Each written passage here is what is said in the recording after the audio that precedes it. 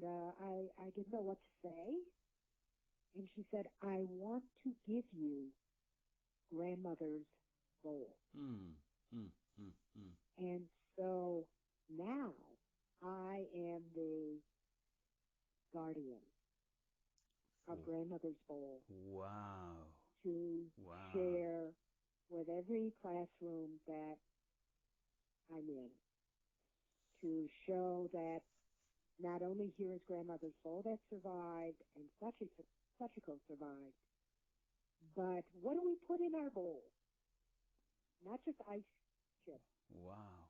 but I believe Sachiko's mother put in that bowl for her family resilience, love, strength, courage, and a hope for peace.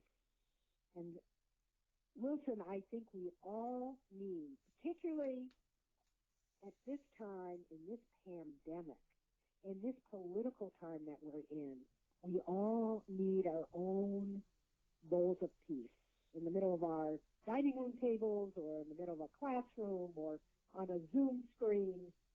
What will we put in our bowls of peace so that we too can find our way with strength and resilience and hope for peace in the world?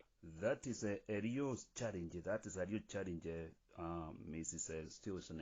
Now, ladies and gentlemen, this is the talking point with Wilson Alemi. And our guest tonight is Mrs. Caren Stelson, all the way from Minneapolis, the Twin City there in Minnesota. And we are dealing tonight with two books. That is Sachiko, a Nagasaki bomb survivor story, true story, and also another one she has written, a Bolw Full of Peace, a true story. Now I'm going to the second book. That is Bolw Full of Peace. Again, the illustrator, the person who has drawn these wonderful pictures, has done a wonderful job. What would you say about him? Indeed. The illustrator is Akira Kuzaka, Uh-huh. and he is from Osaka, Japan. Okay. And we knew that as our editor, our book designer, myself knew that we would need a Japanese illustrator to illustrate the picture book and to give it that sensibility of the Japanese culture. Akira was, he is a very sensitive artist. And he was able to bring the story to the page. I mean, picture book is an art form. And the words and the picture need to come together to share that story.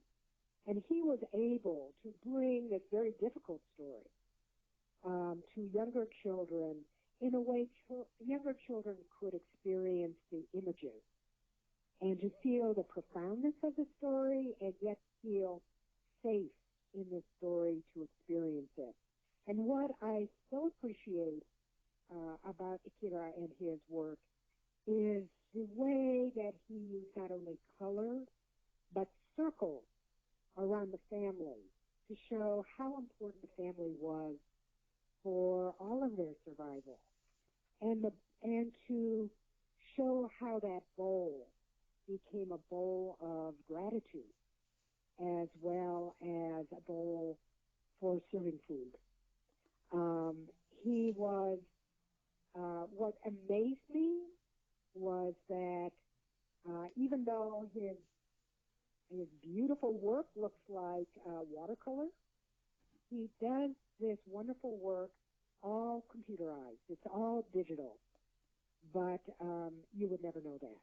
Oh, fantastic. So I think it was interesting. I interviewed him, and I know from doing this story, he said, this Sachiko story changed the way he looked at his art and his illustration, and that he would never be the same.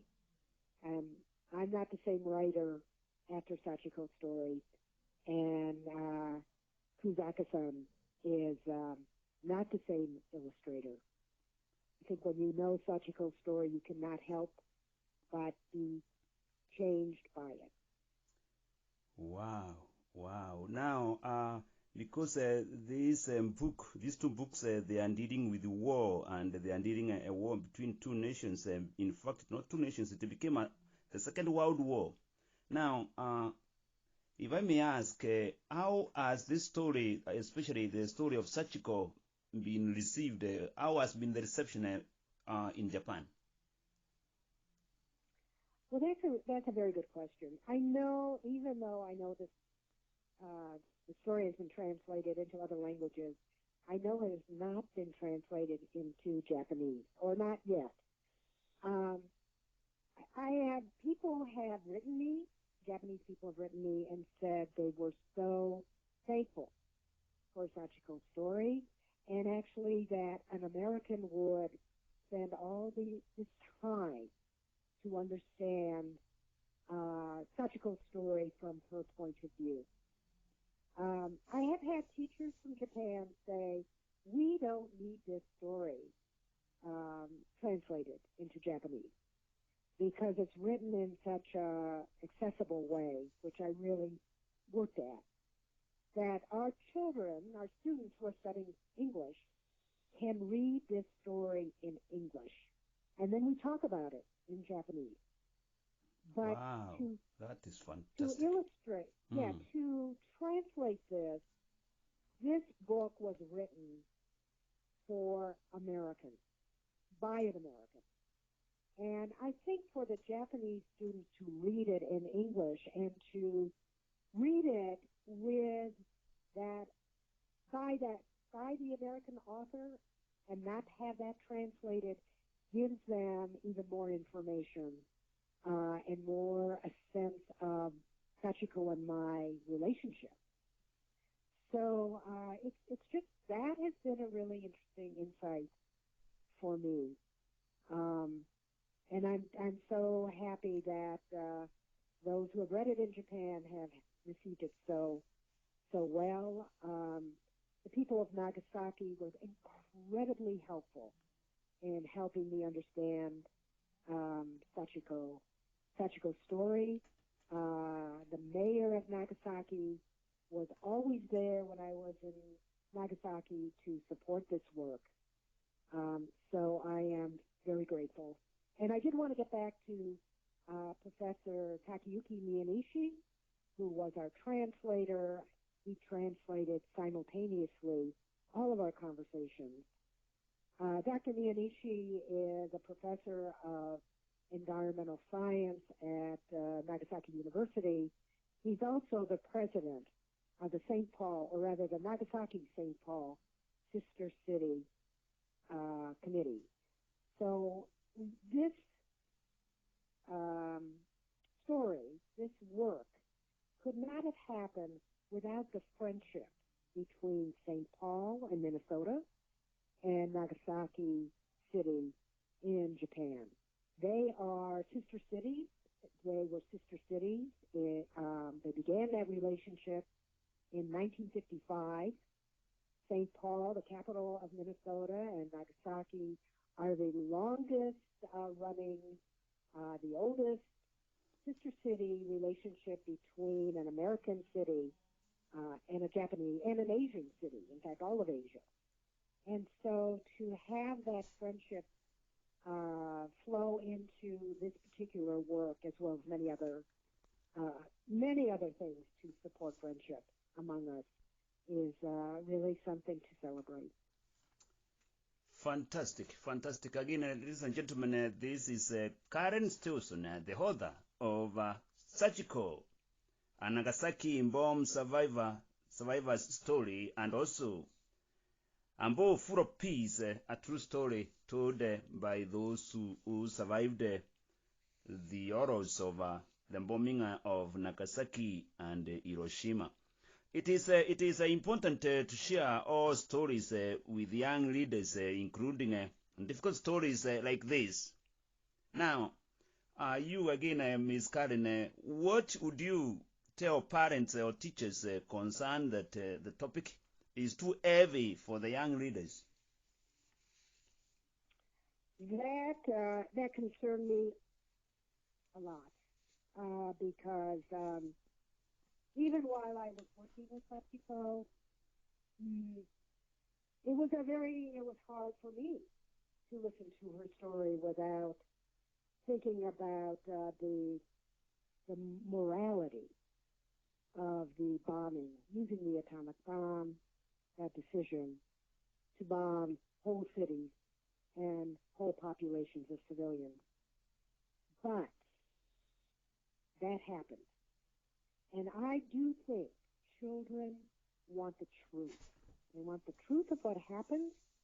They need to understand the truth at their own developmental level, which I hope I did with both the picture book and the older version. But children want to know what happened to people during very, very difficult times.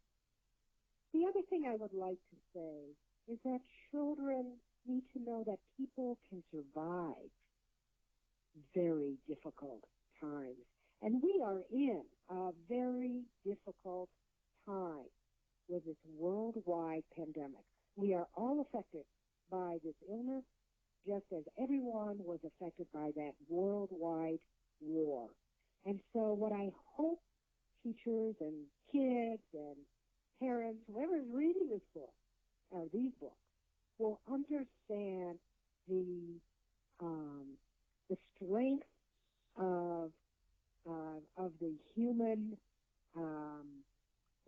soul to want to live, to want to look for and imagine a better world, a more peaceful world, and how can we take these difficult times, which we are in now, and grow stronger.